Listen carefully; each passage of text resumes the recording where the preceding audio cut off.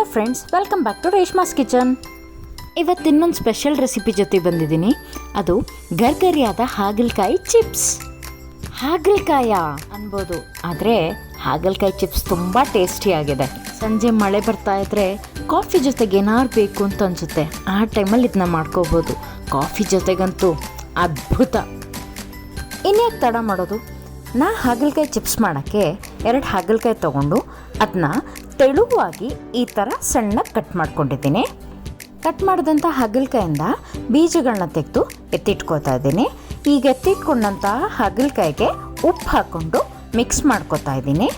ಚೆನ್ನಾಗಿ ಕೈಯಿಂದ ಮಿಕ್ಸ್ ಮಾಡಿ ಆದಮೇಲೆ ಹಾಗಲಕಾಯಿ ತೊಗೊಂಡು ಸಪ್ರೇಟ್ ಬೌಲಲ್ಲಿ ಅದರ ರಸನ ಹಿಂಡ್ಕೋತಾ ಇದ್ದೀನಿ.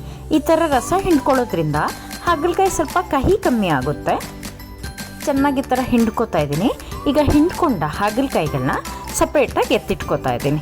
ಎಲ್ಲ ಹಾಗಲಕಾಯಿನ ಸಹ ಇದೇ ಥರ ಮಾಡಿದ್ದೀನಿ.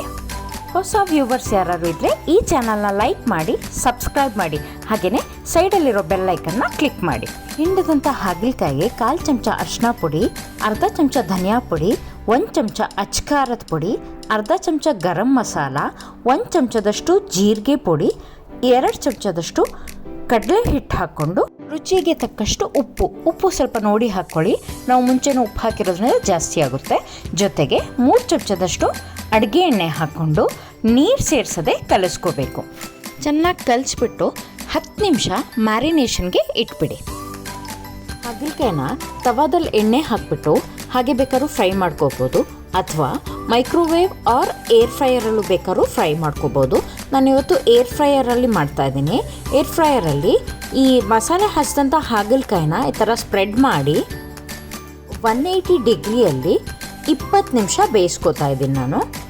ಮೈಕ್ರೋವೇವರಲ್ಲೂ ಅಷ್ಟೇ 15ರಿಂದ 20 ನಿಮಿಷ ಬೇಯಿಸ್ಕೊಂಡ್ರೆ ಸಾಕು. 20 ನಿಮಿಷ ಆಗಿದೆ ನೋಡಿ.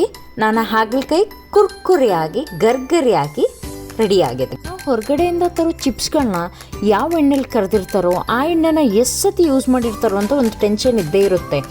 ಅದ್ರ ಬದಲಾಗಿ ನಾವು ಮನೇಲಿ ಈಸಿಯಾಗಿ ಈ ಥರ ಚಿಪ್ಸ್ಗಳನ್ನ ಮನೇಲೇ ಮಾಡ್ಕೋಬೋದು. ಈ ರೆಸಿಪಿ ನಿಮ್ಗೆಲ್ರಿಗೂ ಇಷ್ಟ ಆಗಿದೆ ಅಂತ ಅನ್ಕೋತೀನಿ. ನೀವೆಲ್ಲ ಮನೇಲಿ ಟ್ರೈ ಮಾಡಿ ನಂಗೆ ಕಮೆಂಟ್ಸ್ ಮೂಲಕ ತಿಳಿಸ್ತೀರಲ್ವಾ? ಪ್ರೀತಿಯಿಂದ ಮಾಡಿದ್ರೆ ಯಾವುದೇ ಸಿಂಪಲ್ ಆಗಿರೋ ಅಡುಗೆನೂ ಸೂಪರಾಗಿ ಆಗುತ್ತೆ ಅಲ್ವಾ?